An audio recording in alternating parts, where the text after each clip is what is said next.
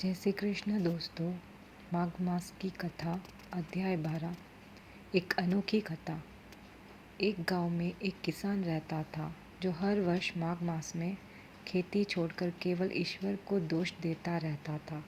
उसका मानना था कि भाग्य में लिखा हो तो ही फल मिलता है। एक वर्ष माघ मास में लगातार पाला पड़ने से उसकी फसल नष्ट हो गई। वह अत्यंत क्रोधित होकर नदी किनारे बैठ गया। उसी समय उसने देखा कि एक पक्षी ठंड में भी अपने बच्चों को पंखों से ढककर बचा रहा था। किसान ने मन में विचार आया कि यह पक्षी भी संघर्ष कर रहा है, हार नहीं मान रहा है। उसी दिन से किसान ने माघ मास में केवल स्नान ही नहीं बल्कि परिश्रम, स्वयं और सेवा का भी व्रत लिया।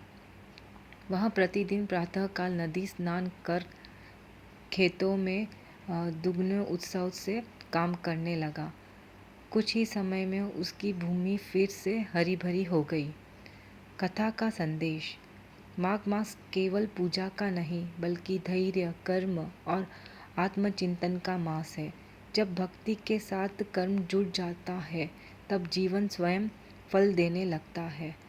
अगर आपको यह कथा अच्छी लगी हो तो प्लीज़ लाइक और सब्सक्राइब ज़रूर कीजिएगा। जय श्री कृष्ण।